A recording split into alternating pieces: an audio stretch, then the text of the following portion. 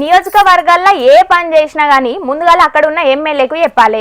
ఇక మంత్రులు అధికారులు ఏమైనా పనులు షాల్ చేయనీకి వచ్చినా మీటింగ్లకు వచ్చినా ప్రోటోకాల్ ప్రకారం ఎమ్మెల్యేలను పిలవాలి.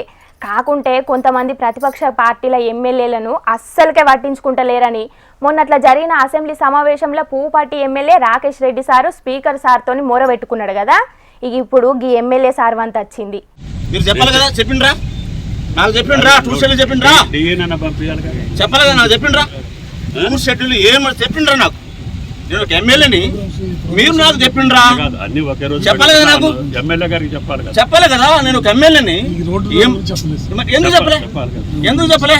లేదు సార్, సారీ సార్, లేదు సార్, సారీ సార్, లేదు సార్, సారీ, అవసరం లేదు సార్, నాకు అవసరం లేదు.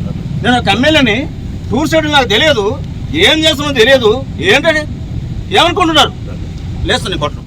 మంత్రి తుమ్మల సారు పక్క పొంటున్న గీ ఎమ్మెల్యే సారు పేరు జారే ఆదినారాయణ. ఈ సారుకు తెలియకుండానే అశ్వరావుపేట నియోజకవర్గంలో అభివృద్ధి పనుల శంకుస్థాపన కార్యానికి మంత్రి తుమ్మల నాగేశ్వరరావు సారును అధికారులు పిలిచిండ్రట. దీంతోని ఎమ్మెల్యే ఆదినారాయణ సారు గిట్ల కోపానికి వచ్చిండు. ఇక మంత్రి తుమ్మల సారు ఎప్పినా పరదగుంజే కాడికి రానని మొండికేసిండు. అటు తుమ్మల సారు కూడా అధికారులను మందలిచ్చి ఆదినారాయణ సారును మెల్లగా సముదాయించి అక్కడికేంచి కార్ల తీసుకొని పోయిండు. ఇక ఇన్ని రోజులు ప్రతిపక్ష పార్టీల ఎమ్మెల్యేలు ప్రజాప్రతినిధులే అనుకుంటే ఇప్పుడు అధికార పార్టీ ఎమ్మెల్యేలకు సుతం అవమానం జరుగుతుందన్నట్టు.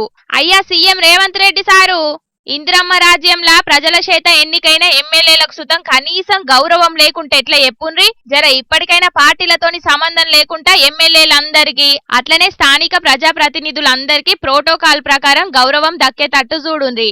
లేకుంటే మళ్ళొచ్చే అసెంబ్లీ సమావేశాల్లో అధికార పార్టీ ఎమ్మెల్యేలు సుతం ప్రోటోకాల్ ప్రకారం మమ్మల్ని గౌరవించాలని స్పీకర్ సార్ను అడిగే పరిస్థితి వస్తే మీకే నావర్దార్తది. కాబట్టి జర చూసుకోండి మరి.